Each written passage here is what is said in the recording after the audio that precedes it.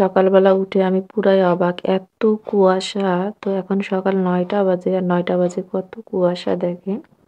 একদম কনকনে যে শীতটা সেটা পড়ে গেছে আর গাছে দেখেন শিশিরে ভেজা পুরাই। এই দৃশ্যগুলো অনেক উপভোগ করতেছিলাম। অনেক সময় আমি ছাদে কাটিয়ে নিচে চলে এসেছি। আর ঘুম থেকে উঠে আমরা নাস্তা করে নিয়ে সুমার বাবাকে বিদায় দিয়ে তারপরেই কিন্তু আমি ছাদে গিয়েছিলাম। তো অত সকালবেলা তো আর ঠান্ডা লাগাতে মানে লাগানোর জন্য আমি বাইরে যাব না। আর ৯টায় যখন এত শীত তাহলে ৭টায় কত শীত ছিল ভাবেন একবার। তো বেশ ধুলাবালি হইছে। এত মানে ধুলাবালু কি বলবো? তো নিচে এসে আমি রুমগুলো সব পরিষ্কার করে ঝাড়ু দিয়ে এখন মুছে নিচ্ছি। তো এরপরে আমি একেবারে শাওয়ার করে নিবো।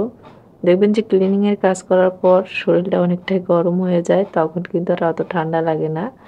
তো তারপরে গিয়ে আমি রান্নাবান্না করব। তো এখানে ৪টা ডিম সিদ্ধ দিয়েছি। বাচ্চাদের জন্য ডিম ভুনা করব।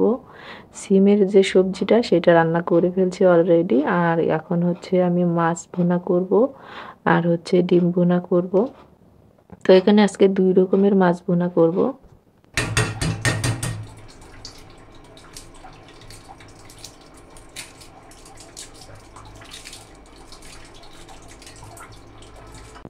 ডিমগুলো আমার সিদ্ধ হয়ে গেছে। এখন আমি এগুলো ছুলে নিচ্ছি। তেলাপিয়া মাছের ঝোল করব। আর হচ্ছে সুমার বাবার জন্য ট্যাংরা মাছ রান্না করব। আমার অনেকদিন থেকে তেলাপিয়া মাছ খেতে ইচ্ছে করতেছিল। কিন্তু আমার বাসার অন্য সদস্যরা তেলাপিয়া মাছ খায় না। তো আমার জন্য আর দোকানের ছেলেগুলোর জন্য তেলাপিয়া মাছ রান্না করব। আর সুমার বাবার জন্য হচ্ছে ট্যাংরা মাছ রান্না করব।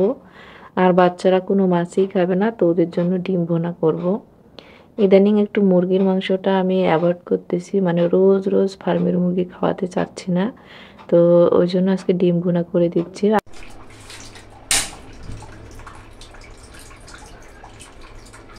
বাচ্চারা কিন্তু ডিম খেতে অনেক পছন্দ করে। আর এখানে হচ্ছে আমি এখন তেলাপিয়া মাছটাতে হলুদ আর লবণ মাখিয়ে ভেজে নেব।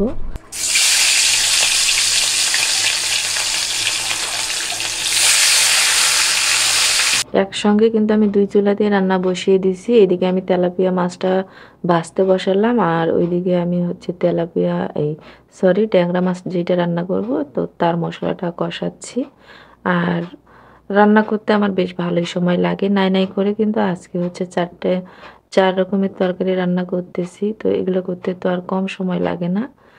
এইজন্য আমি সকালবেলা উঠেই আমি আগে সবজিটা রান্না করে ফেলছি কাজের ফাঁকে। তো আমার আর কি রান্নাও করতেছিলাম, অন্যান্য কাজগুলোও করতেছিলাম। এই তো তেলাপিয়া মাছটা আমার এখানে প্রায় হয়ে এসেছে। আর ওই দিক থেকে আমার হচ্ছে বেগুন আলু দিয়ে ট্যাংরা মাছ রান্না করতেছি। এখন আমি চুলাটা বন্ধ করে দিলাম। মাছটা এখন একটু ঢাকনা দিয়ে রেখে দিব। আর এখানে আমার বেগুন আলুটা কষানো হয়ে গেছে। এখন আমি ট্যাংরা মাছটা দিয়ে দিব। তো এই রান্নাগুলো তো সবাই মোটামুটি খুবই ভালো পারে। আর এগুলো আমাদের দেশীয় রান্না। তো যে রান্না পারে না সেও মনে হয় এই রান্নাগুলো পারে। তো কিছু আর ডিটেলসে শেয়ার করি নাই। তো এর মধ্যে কিন্তু কাজের ফাঁকে, ফাঁকে অনেক কাজও করে নিছি। তো এই তো আমার রান্নাগুলা হয়ে গেছে। এখন আমি ডিম ভুনাটা করে নিব। এগুলো সব আমি সার্ভিং বলে ঢেলে নিয়েছি। আর প্রিয় ভাইয়া আপুরা যে যেখান থেকে আমার ব্লগ ভিডিওটা দেখতেছেন, যদি আমার ভিডিওটা আপনাদের কাছে ভালো লেগে থাকে তাহলে অবশ্যই একটা ভিডিও রিলেটেড কমেন্ট করে দিবেন। আর এই তো আমার এদিকে ডিম ভুনাটার মানে মশলা কষিয়ে ডিমটা দিয়ে কষানো শেষ। এখন ঝোলের পানি দিয়ে ঢাকনা দিয়ে দেবো। বেশি একটা সময় লাগবে না। আর আজকে দুপুরের খাবার দাবার কিন্তু এগুলাই ছিল। তো এরপরে আমি ছাদে আসছি। এখন একটু আকাশটা আর কি পরিষ্কার হয়েছে। তো ভাবলাম গায়ে একটু রোদ লাগিয়ে আসি। শীতের দিনে কিন্তু একটু রোদ লাগাতে ভালোই লাগে। আর মাশাআল্লাহ বেলি ফুল গাছে রোজ বেলি ফুল ফোটে, যেটা দেখে আমি একদম মুগ্ধ হয়ে যাই। এই বেলি ফুল দেখার লোভেই আমি ছাদে আসি বেশি মনে হয়। মানে ছাদে আসলে ওদেরকে দেখলে আমার অনেক বেশি মাইন্ডটা ফ্রেশ হয়ে যায়। তো এইজন্য আমি কিছু নয়নতারা লাগিয়েছি যেন ১২ মাস ছাদে আসলে আমি ফুলের দেখা পাই। আর এই ১২ মাস ফুল যেগুলো গাছগুলোতে ফোটে আমি ভাবছি যে আমার ছাদে সেই গাছের কালেকশনগুলা রাখবো। তো আমরা ছাদে থাকতে থাকতেই কিন্তু আবার সূর্য ডুবে গেছে। আর এখন আমি নিচে চলে আসছি। তো এসে আমি চা খেয়ে খানিক রেস্ট নিছি। আর এখন হচ্ছে মাগরিবের পরে আমার রান্নাঘরে কাজ থাকে, যেমন বাসন-কোসন যেগুলো থাকে সেগুলো সব ধুয়ে ফেলি। এরপরে রান্নাঘরটা পরিষ্কার করে নেই। দুপুরে পরিষ্কার করি, কখনো শীতের দিন চলে আসছে তো সবসময় আর সেভাবে ডিপ ক্লিন করা হয় না। তো যেদিন করা হয় না সেদিন আবার এগুলো পরিষ্কার করি।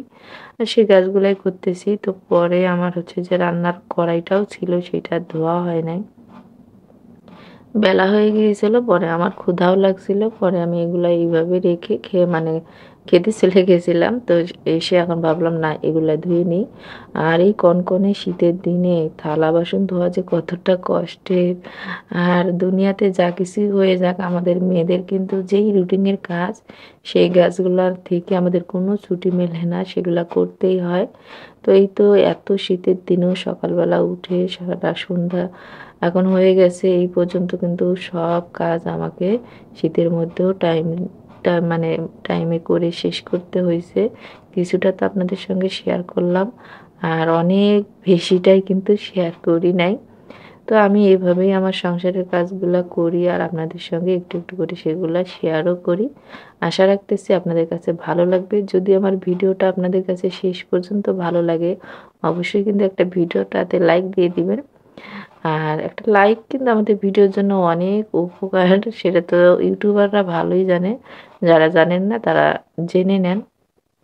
তো এখানে আমি এখন আমার মানে ধোয়া যে থালা বাসনগুলো আছে ওগুলো সব রেখে সিঙ্কটা ফাঁকা করে নিই।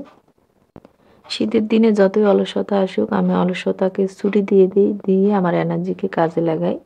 তো এখন রাত্রেবেলা সুমাইয়া বলতেছে, আম্মু খুব খিচুড়ি খেতে ইচ্ছে করতেছে। তো ঠিক আছে, ভাবলাম একটু খিচুড়ি করি, মা আমি রাত্রে গরম গরম খিচুড়ি খাবো। সাইম হচ্ছে যে মানে নরম সবজি খিচুড়িটা হয় ও একদমই খায় না। ও একদম পোলাওয়ের মতো যেটা ঝরঝরে খিচুড়ি হয় ওইটা খায়। তো আমরা মা আমি আবার এই খিচুড়িটা খাই, একটু আচার নিয়ে এই নরম খিচুড়িটা আমরা খুব ভালো খাই।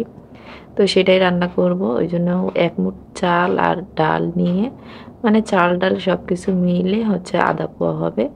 তো এই খিচুড়িটা রান্না করতেছি যেন মা মেয়ে খেয়ে শেষ করতে পারি। আর শীতের দিনে গরম গরম খাবার খেতে বেশি ভালো লাগে, তাই না? তো এটা আমার খুবই ছোট্ট একটা কিউট প্রেসার কুকার, একদম ২ লিটার। এইটাতে রান্না করতে আমার অনেক ভালো লাগে। তো সেই প্রেসার কুকারটাতেই একদম মানে সুন্দর মতো করে খিচুড়িটা এখন বসিয়ে দিচ্ছি। আমি সবসময় প্রেসার কুকারে এভাবে সব কিছু দিয়ে হাতে মাখিয়ে খিচুড়িটা বসিয়ে দিই। আর এতে করে অনেক বেশি মজা হয় খিচুড়িটা খেতে। যারা প্রেসার কুকারে খিচুড়ি রান্না করে তারা তো জানেই যে এটা কতটা টেস্টি হয়, আর যারা করে না তারা একবার ট্রাই করে দেখতে পারেন। খুবই মানে অল্প সময়ে খুব মজাদার একটা খিচুড়ি রান্না হয়।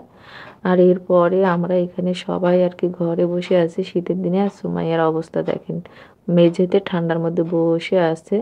একজন তো এখানে মোবাইল টিপতেছে, আমিও কিন্তু মোবাইলেই দেখতেছি আর এখানে গল্প করতেছি। তো এইটা হচ্ছে ফ্যামিলি টাইম। তো এই ফ্যামিলি টাইমটা মানে খুব এনজয় করি আমরা সবাই। আর কাজ শেষ হয়ে গেলে এরকম সবাই একসঙ্গে বসে আড্ডা দিই। তো সেটাই হচ্ছে আর কি। তো সন্ধ্যার পরে নাস্তা করে এরকম আমরা আর কি গল্প করতেছি। আর সুমাইয়া কি বলতেছে বলেন তো? ও বলতেছে যে গাছের পাতা সবুজ আর পরীক্ষার সময় সব কেমন সাদা হয়ে যায়। ভাইরাল সেই রিলস ডায়লগ